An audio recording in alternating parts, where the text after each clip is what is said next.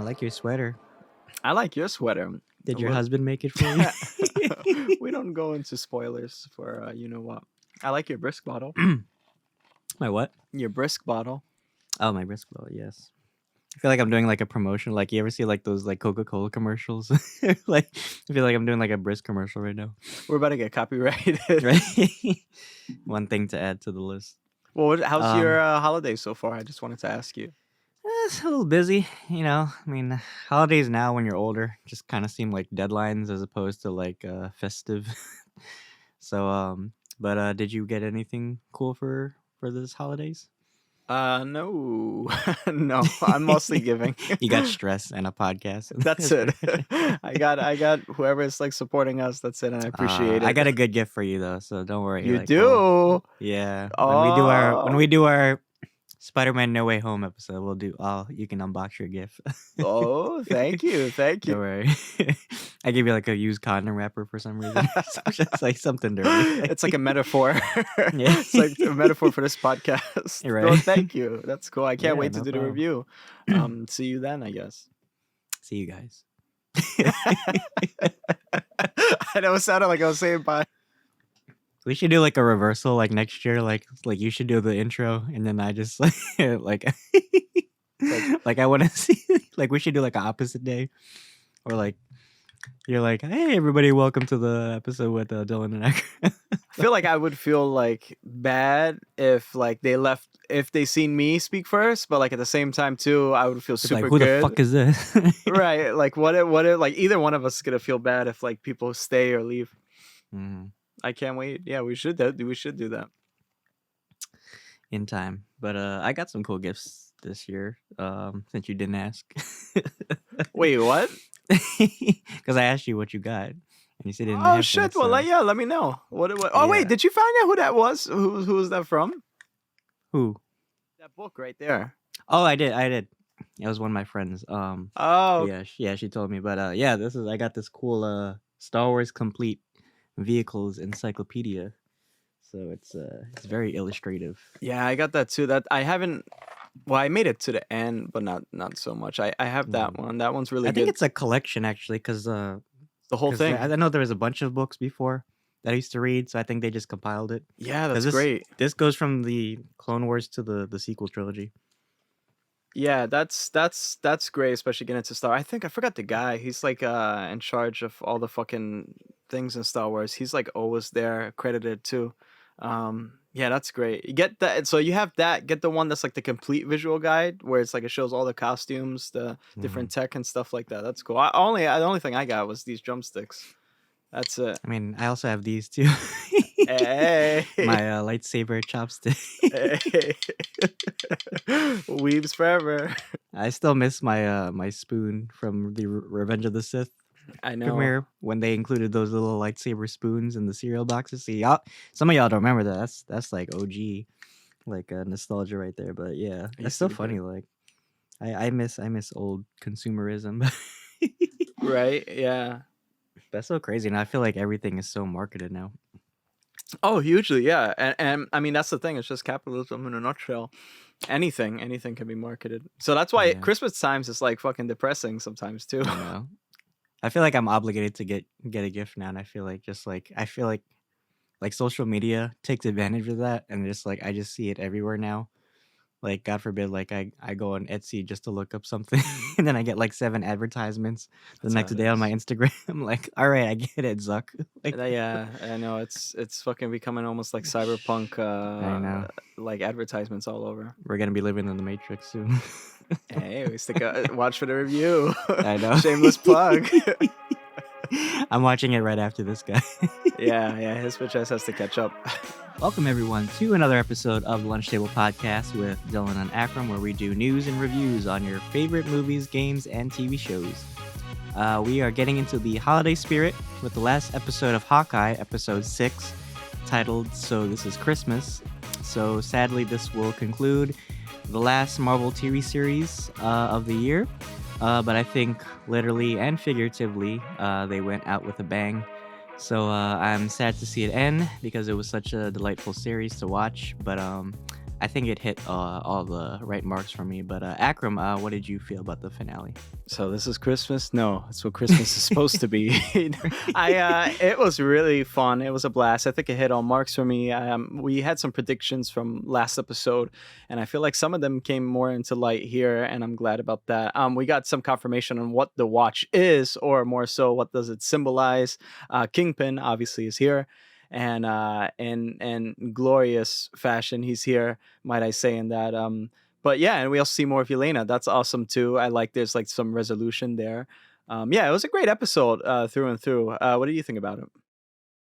Yeah, seeing him back, yo, it's so iconic. Like there's just like some roles, like there's just some reprisals of roles that are just too iconic to recast, like with like Chadwick Boseman or like Robert Downey Jr. So I love that they brought Vincent back, and you could tell like he felt so natural, like you can feel like tell like if you just like watched Daredevil and then you just went back to this show, like it felt like nothing changed. Like some actors, like you can tell when they go back to like roles they haven't done in a while, it feels different. But he felt so natural with his portrayal. But yeah, I think it was a good episode overall. I felt a little rushed for me with some conclusions. I kind of wish we had like maybe just like another episode just to like ease into the ending.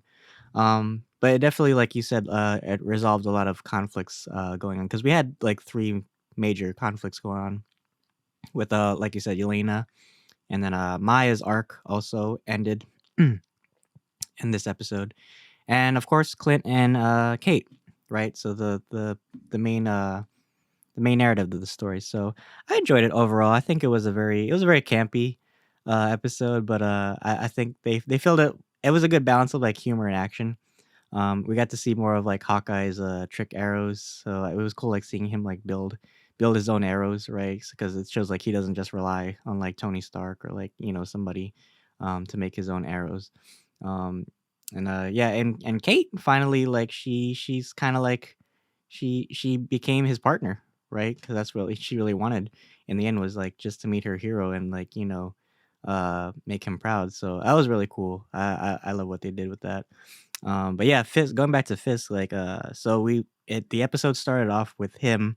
So it was revealed, of course, in episode 5 that Eleanor, Kate's mom, was working with him.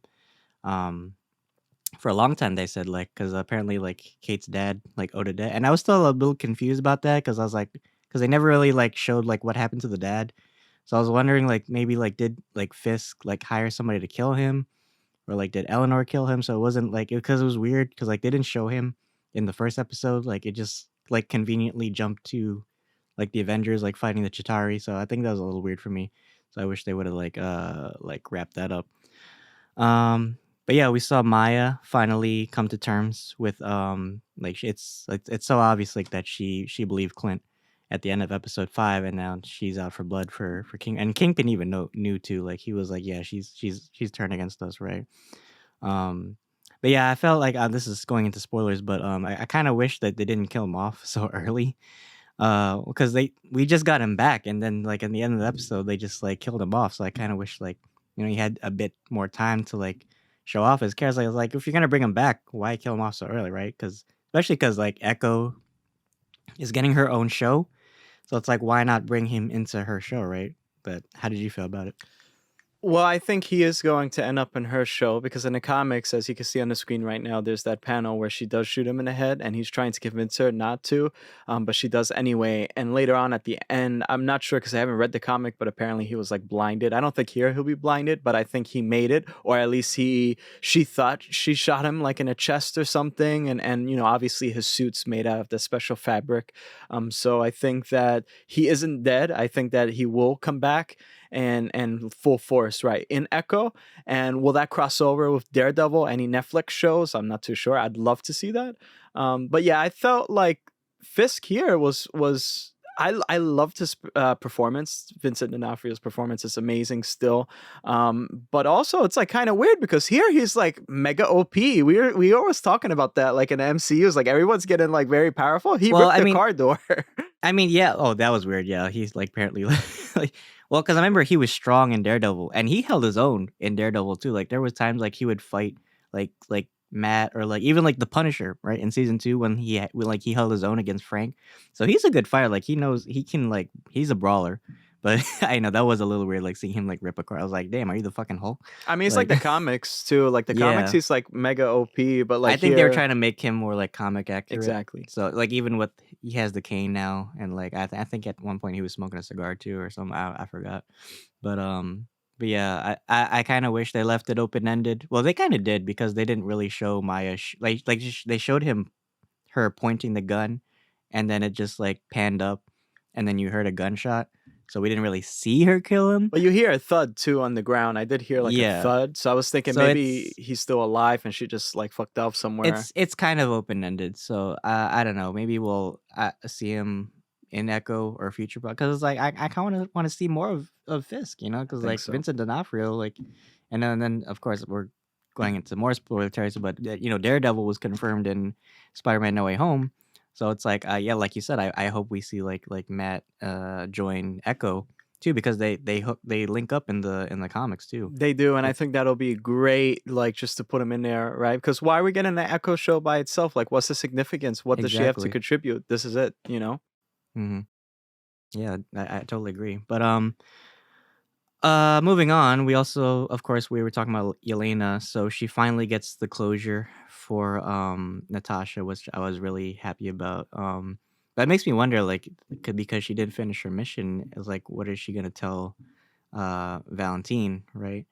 So it's gonna be weird, but I like that Clint and her had like a heart to heart because I already knew like she wasn't gonna kill him. I mean, he's the main character of the show, obviously, so it's a dead giveaway. But I like that you know he like opened up and like she realized like she would never she was too good to let Clint die. So I kind of wish like she had really like seen like what they went through, but I think it was a very heartwarming episode for that. And I forgot to mention too, she like in the last episode, like she even mentions the uh the new and improved Statue of Liberty, which we see in Spider-Man No Way Home, of course, is the Captain America tribute. So I kind of wish we had like a monument too for Nat, because she was the one that got the Soul Stone, right? So why not give her own like monument or something? But yeah, how did you feel? Do you think we'll see more of Yelena in future projects, or like do Oh you yeah. think we're gonna get her own movie? I think maybe not her own movie, but I for sure I think there's gonna be a Thunderbolts. I've always been speculating that, and now that we have Netflix confirmation, who knows? Maybe even the Punisher will join. I think that would be great. Wouldn't that be pretty interesting to see? But yeah, I thought this episode it was really like heartbreaking too, just seeing how manipulated Yelena was, or at least just confused that she didn't know like how her sister died, and now she figures out her big sister is like probably the biggest hero of the Avengers, like at least one of Mhm. them, and And isn't it interesting too, like, mm, cause like all three characters, like Clint, Maya, and Yelena, all were just like blind fury, and then they just suddenly like had a like redemption moment. I just thought that was interesting. yeah, I mean, and that's the thing what we were talking about. Well, we will talk about that later on, for our review of the whole year. But like, it's crazy how like the themes here are like really about like either family redemption, and I mean, this episode with Elena, like you really can see her full potential. I like her chemistry she has with Cade. I hope at least she'll have like some type of chemistry with Clint later on. I love her showcase of skills here with that like grappling hook thing that's going on the ground. It's so comic booky, but it's so great. So grounded as well. And I love Um, that Kate could hold her own too she against can, Yelena. yeah, and that's for you to know. I mean, she's been training her whole life just for that. I feel at least she's been training her whole life for this moment, this climax right here, because her mom really had something to do with her father's death, and so Kate wanted to train since she was young. So I felt like it's so fulfilling to see her like all this time like build up to that moment, right? She's building up, Yelena's building up to see Clint, and Echo's building up to finally like try to kill Kingpin. Everything is like revving up, right? And it's coming to an end. And so we finally get like a beautiful ending that we'll speak about a little bit later too, with Kate and Clint's family. But I thought this episode was really revealing in a sense that we had some questions earlier too about one of the episodes we did about Hawkeye's arrows, right? Because he said apparently it's hard to get, but here you go, he's an engineer, I guess, right? And so that's really cool. cool. Rest in peace to the guys who shrunk. I figured like if you shrink, I you don't forgot have about oxygen though, right? Like that's what I was thinking. Like that's why Ant-Man wore the mask. So they're probably like, oh god. But awesome episode, really fun. It is true. It's a little bit rushed. What are your thoughts? Yeah, I would say overall, I enjoyed it. It was a little rushed, but it ended on a good note for everybody, and I enjoyed that. I mean, it's kind of like, if you take it with a grain of salt, it is like kind of like a holiday movie, so it has to have a happy ending and not be too bitter. Um, but yeah, I think a lot of characters had their conflicts resolved. It was weird, like because like Jack kind of like he didn't really like go anywhere with this series. Like to be honest with you, like because it's so funny because we thought like he was the one that killed Armand, and then they like hyped him up to be like this skilled like villain or something. I mean, he kind of like showed off his sword skills like in this episode, but it was so weird because like I was like he just like randomly carries a sword to a party like and that that didn't seem like realistic to me, but It's a it weird was cool like to flex. see him in action. So I wonder if he's gonna join the LARPers and become like a like a Renaissance dude or something. But it was cool. I hope we see more of him, like actual like a I don't know, like maybe he trains Kate more in, like fencing or something. I don't know. Well, It'd just be he cool to he see. is the villain. It was kind of weird to see him just like he did help out, but I think he's really using Kate's mom as a means to an end. I think that like at the end of the day, he's really sneaky, right? He's just playing dumb because you won't expect him when he actually stabs you in the back with that Right. sword, right? And Mm-hmm. I hope that we see more of him later on to see like he could actually stand toe to toe with Kingpin in like organized crime or something like that. Mm-hmm. I think this isn't the last we see of him because it's kind of like weird how he was just like kind of silly and stuff like that, but Yeah. obviously is really capable of many things. Because it's kind of felt like wasted potential. Like if you're gonna bring such an iconic character into the Avengers main franchise, it's like why not use him more, right?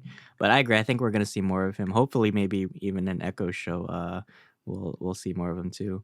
And then we also got the you probably know more about this than I do, but we saw the Rolex conclusion. So I I'm not gonna lie, I thought that, like it was a little corny.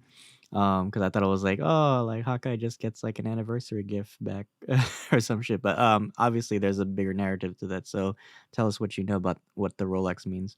Yeah, so the Rolex is more of like it resembles something, right, to Agents of Shield. So obviously Hawkeye's wife Laura was an Agents of Shield.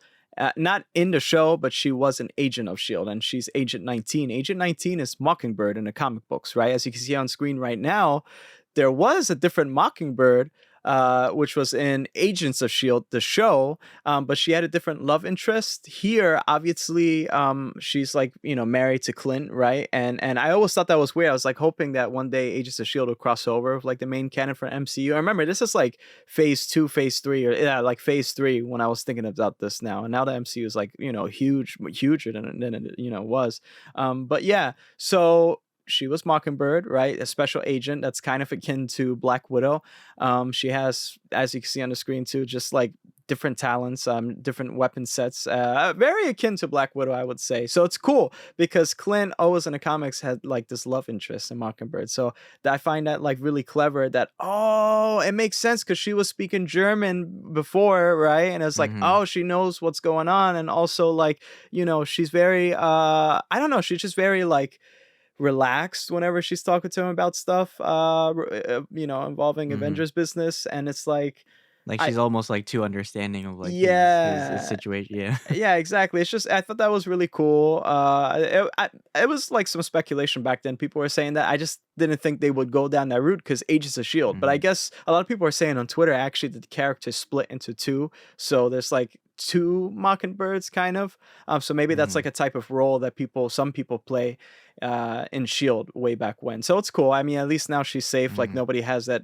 I don't know who the fuck's gonna like say, "Oh, I got this watch. It says 19. This must be Laura Barton somehow." I don't know how they're gonna figure Right. that out, but it's just like a reveal. I think it's like a cute Mm-hmm. reveal. I mean, it's not something they mention a lot in the show. I know it was like a thing, a device they had to grab, but it wasn't like something like, "Oh, the world's gonna end if we don't grab this," right? It was more about the Ronin suit rather than the watch. Mm-hmm. So I understand that it did come off, as you say, a little bit cheesy, but I'm excited that we have her as Mockingbird, and Laura's Bay. She's like, we got to get a Right. wife like her. So Yeah, that was awesome. I'm glad that they find a way to tie the comic lore into these shows.